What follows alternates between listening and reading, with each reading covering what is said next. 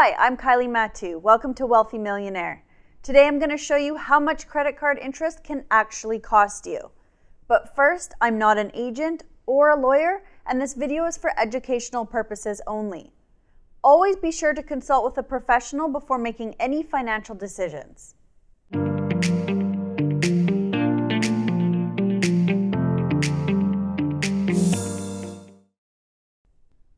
Have you ever looked at your credit card statement and seen that you're being charged 18.8% interest? Don't worry, we've heard this before. Actually, many people are paying more than that. It seems as if the saying that nothing is certain but death and taxes should now also include credit card interest. But how much does credit card interest cost? How do credit card providers determine interest rates? How does it work, and how is it calculated? We're going to take a look here and answer all these questions in more detail. But first, how does credit card interest work? Before looking at how credit card interest works in more detail, let's first recap what credit card interest actually is. In simple terms, credit card interest is what credit card companies charge you for borrowing the money. So you can almost think of it as a fee that you pay, like you would for any other service for its use. Typically, credit card interest is expressed as annual percentage rate, or an APR. This annual percentage rate on a credit card then determines what your monthly payments will be. Generally, credit card providers only charge you interest if you carry a balance from one month to the next. For example, if you spend $500 on your credit card this month, but pay it off before the end of the month, you won't be liable for any interest. On the other hand, if you spend the same $500 but pay it back over 3 months, you'll pay interest for the period after the initial month in which you spent the $500. We'll look at the calculation of credit card interest in more detail a little bit later.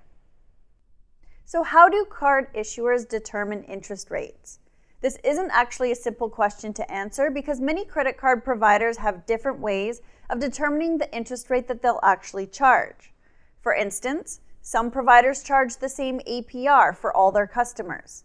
In contrast, other credit providers have a variable APR with an upper and lower limit of interest that they'll charge, and the rate you'll pay typically depends on your credit score. But be aware of red flags from credit offers with high interests. Here, a variable interest rate means that it'll fluctuate according to prevailing market conditions. Also, variable APRs are often determined based on a specific benchmark, like the Federal Reserve's benchmark prime rate. So these providers will use the benchmark and then add on a number of percentage points based on your credit profile. For example, if your provider charges you prime plus 15% and the current prime rate is 3.25%, you'll end up paying interest of 18.25% per year. Interestingly, the current average credit card rate in the US is 16.16%. Keep in mind though, the rates vary tremendously and you could pay as little as 0% or as much as 25%, depending on the product and the provider. How to calculate credit card interest? Well, now that we've seen how credit card interest works and how credit card providers determine their interest rates, let's take a look at how credit card interest is calculated. To do the calculation, you'll first need to convert your APR to a daily rate. This will give you the periodic interest rate or the daily periodic rate. Here to do this, you'll divide your APR by 365. Next, you'll have to calculate your average daily balance. So you'll start with your opening balance, or in other words, the outstanding amount carried over from the previous month. And then you'll tally up the daily balances and divide by the number of days that the amounts are outstanding. Here, the number of days is typically indicated on the credit card statement, and this will give you your average daily balance. The final step is to multiply the average daily balance by the periodic rate. This will give you the interest rate that you'll need to pay. But keep in mind though, that depending on whether the credit card provider compounds interest monthly or daily, this amount could differ slightly. To illustrate this concept better, let's look at a simple example. Let's assume you have an outstanding balance on your credit card of $3,000 and that your credit card provider charges you interest at an APR of 18%. Let's also assume that your credit card provider requires a minimum monthly payment of 3% of the outstanding balance. Now, based on the above method, let's calculate the interest. Here, to simplify the calculation, we'll calculate interest on a monthly instead of a daily basis. To do the calculation, we'll first need to calculate the monthly APR, which is 1.5% in this case. The next step is to calculate the interest that you'd be liable for based on the periodic rate. And to do this, we'll multiply $3,000 by 1.5%, which gives us $45. So you'll pay interest of $45 on an outstanding balance of $3,000 at an APR of 18%. Now, based on the required minimum monthly payment, which in this case amounts to $90, half of the payment will go towards paying off the debt and the other half will go towards the interest. As a result, at the end of the month, your new balance will be $2,955. Ultimately, this means that you'll take almost 14 years to pay off the debt if you keep paying the minimum monthly payment. And you'll pay almost $2,700 just in interest. How can you lower your credit card interest rate? Considering the above, it's totally understandable that you'd want to lower the interest rate on your credit card. Fortunately, it is possible. To explain, let's use another simple example. Let's say you have a Discover credit card and you want some guidance on how to lower the interest rate on a Discover credit card. Let's also assume that the terms of your card are exactly the same as the earlier example. Now, instead of making the minimum payment, you're paying $150 every month. In this case, you'll pay off the debt in 2 years and only pay about $590 towards the interest.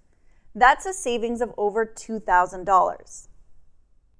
Apart from paying more than the minimum payment, you can also reduce your total interest by paying off your credit card every month or by making more than one payment a month. Although these strategies won't reduce your credit card interest rate, they will, as the example shows, reduce the amount of interest that you'll pay significantly. So the bottom line is, depending on your specific credit card, the provider, and how much you pay every month towards your debt, you could pay a massive amount of interest every month. Hopefully, this helped illustrate how credit card interest works and how it's calculated, and some simple strategies that you can use to reduce your interest payments. Let's take a look quickly at some key takeaways. Credit card companies charge you interest unless you pay your balance off in full each month.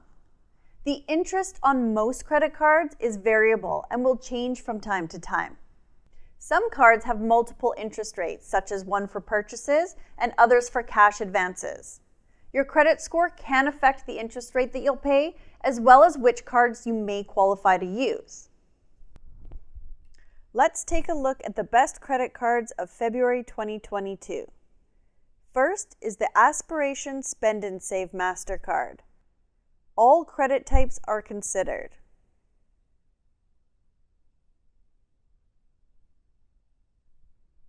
Next, we have the Upgrade Triple Cash Rewards Visa.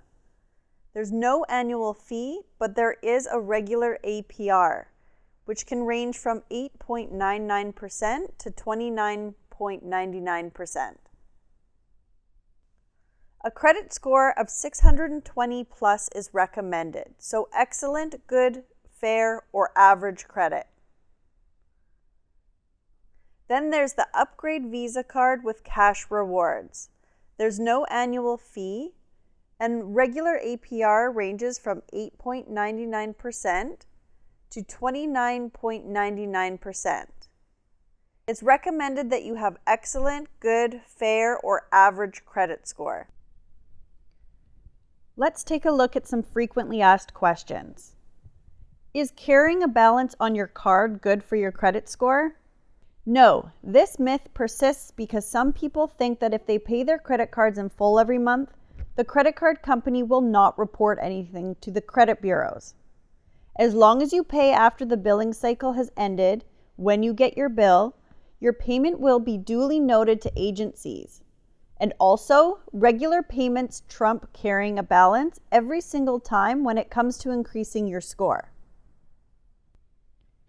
What does APR mean and how does it work? APR stands for Annual Percentage Rate.